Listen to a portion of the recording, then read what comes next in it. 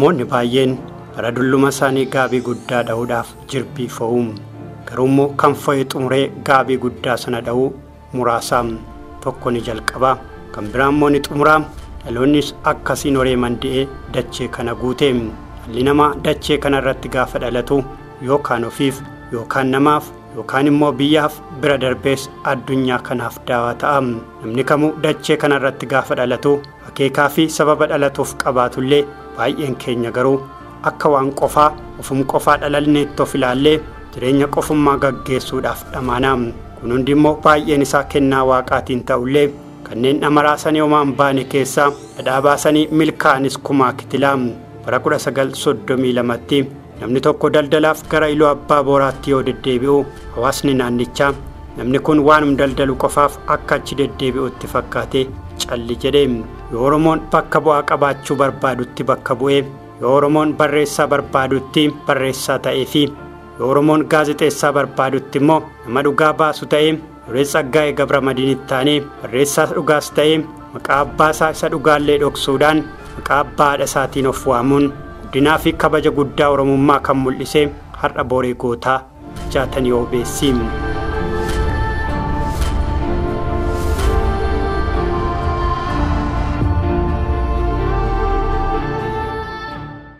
Ni barreessaa dhugaatii, ogeessa ogummaa isaa da'oo godhatee jiraatuu fi jiraachaa ture miti.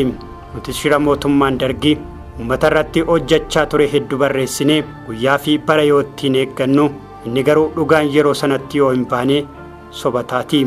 Kanaaf dhugaadhaaf yeroo sanatti ragaa ba'uun dirqama. Dhugaa nuti ulfoomne inni garuu saba isaatiif da'een yaada barreessaa Siba'aat Gabragzaaberii.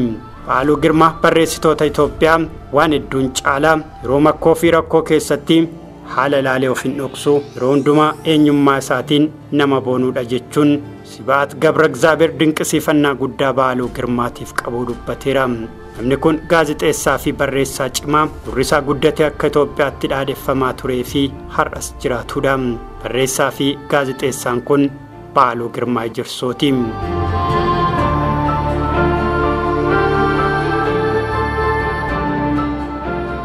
Ba'aaluu Girmaa fulbaana 11 bara 1932tti Iluu Abbaa Booraa biyya Gootaa Caalii Shonoo Anaa Suphee fi Sooddoo Ganda Suphee jedhamutti dhalate. Ba'aaluun namni irraa dhalate Oromoo waan hin taaneef warra isaa biratti abbaan manaa ishee kabajan arganne. Duudhaan guutames haadhaa fi abbaa maatii fi aanteen jilbi dhungatame seeraan qarreen hin muramne waan ta'eef namuutti hin gammanne. Kanaammoo Finfinneettiin si fudhee galaan maatii keessatti fudhatama tokkollee hin arganne.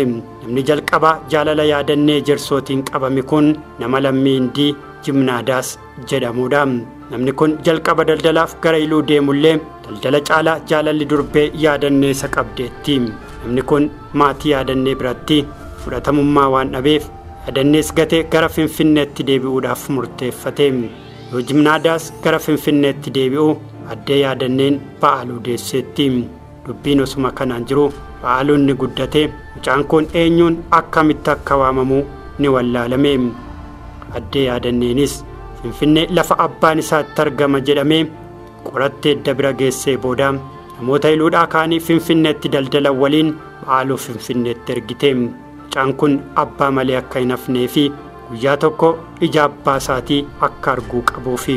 Daldaaltonni kunneenis Finfinnee naannoo abbaan isaatti argama jedhame biraan ga'anii Ba'aaluu gatanii bira darbanii. Ba'aaluunis maqaa nama abbaa keetii barbaadii argadhu jettee haati manaa baaftee dha'ee namoota hedduu gaafatullee yoonattuu iyyafattee faanni jalaa bade ta'e. Afaan Amaaraa wallaaluun isaa immoo abbaa isaa barbaada deeme argachuudhaaf baay'ee isa danqe.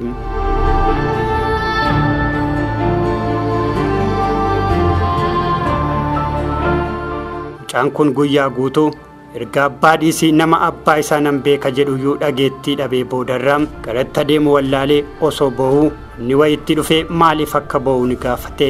Ba'aaluun yoo nama afaan Oromoo dubbatu kana argatu ni gammadee rakkoo isaas hundumaa afaan isaatiin itti ibsate. Namichis gaddee fi fudhatee manatti hin galee.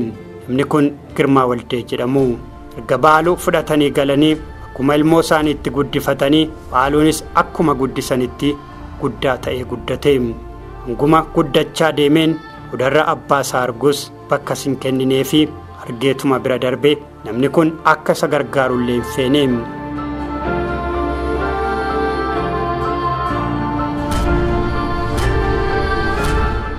Obbo Girmaa Waldee mucaa kana guddisuu qofa osoo hin taane akka gaariitti ni barsiisanii haaluunis qabxii olaanaa fidee yuunivarsiitii Finfinnee galee. Haaluun yuunivarsiitii galee waggaa tokkoffaa isaatti maqaa abbaa isaa gara nama isa guddisee Girmaa Waldeetti jijjiirrachuu isaa gaazexaadhaan beeksifate. Garuu immoo mucaan haadhaa fi abbaarraa gargar citee mana namaatti guddate kun maqaa akaakayyuu isaa immoo kan Girmaa Waldee osoo hin taane maqaa abbaa haadha isaa ejersoodhaan of waamuu jalqabe.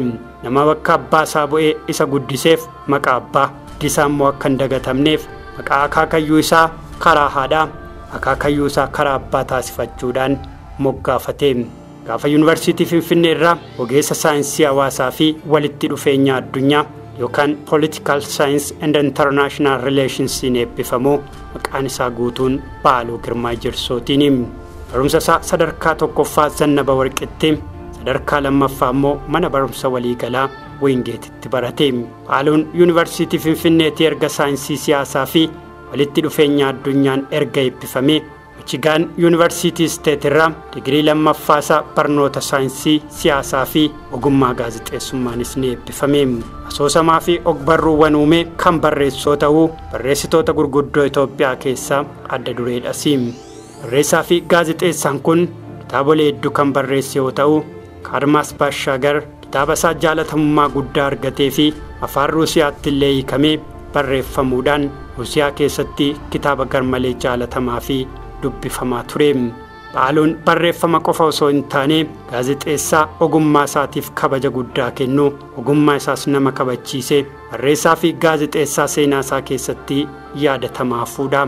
Kitaabonni isaa የህሊና ደወል የቀይ ኮከብ ጥሪ አዲስ ደራሲው ኦሮማይ ፊ ጋዜጣን የዛሬይቱ ኢትዮጵያ የመነን መጽሔት የአዲስ ሪፖርተር መጽሔት ፈአን በሩሌ ፊ ጋዜጦታ ባዬ ጃለተመኒዳ ከንኒ በሬሳ ፊ ቱሬም ቆጴሳ ወላና ጋዜጣ አዲስ ዘመን ታዬ ኦጀቹ ብረደርቤ ጋዜጣወኒ ፊ በሩወን ዱስ ኡንዴሴራም ኢትዮጵያ ፕሬስ ኤጀንሲስ ኦገኔራም ራዲዮ ኢትዮጵያ ኬሰቲስ ከኡምሰውላናዳን ጋዜጤሳ ጭማ ተውሳ አገርሲሴራም በረኩዳ ሰገል ሶዶሚ ለመቲ ይሉት ከን አለተ ባይሉ ግርማ ይጀርሶ kitabni isaa inni xumura Oromaay kitabni kun kitaaba Baaluu Girmaa jechiftee fi qooda Oromummaa Oromoon biyya kanatti argachaa ture kan isa qooddachiifteedha. Baaluun kitaaba isaa Kaadmaas Baashaagar jedhu keessatti taatoo tokko taatoo Oromoodhaan bakka buusuun qooda Oromoon Itoophiyaa keessatti qabus agarsiiseera. Taatoo Kaadmaas Baashaagar jedhu keessaa abbaa taatoo dhimmichaa maqaa caaltuutiin bakka buuse garuu immoo Tabarratti maqaa kuullitti Taaddasaa jedhuun akka fayyadamu taasise achiinis ergaa Oromummaa dabarfateera. Baaluu Girmaa bara 1976tti manaa ba'ee achumaan hafe. Mootummaan darguu ajjeechaa Baaluu Girmaa keessaa harka hin qabu jedhee haalullee Baaluun kitaaba isaa Oromaay keessatti daaltota darguu saba miidhaa turan karaa dhoksaadhaan fayyadamuudhaan hammeenya isaanii baasuu isaatiif ajjeefamuun isaa sababa. Kabinoonni koo baay'een Baaluu Girmaa taatoowwan garagaraa sobee fakkeessuudhaan hammata mootummaa dargii farra jira. Maqaa keenya dhaamuu hin qabnes dhaheera jedhanii dhaqanii Mangistuu Hayilamaariyaamitti yoo himan innis hojii isaa guyyaa sanaa hundumaa dhiisuudhaan kitaabni isaa Oromaay akka bitamee fi dhufu ni gaafate.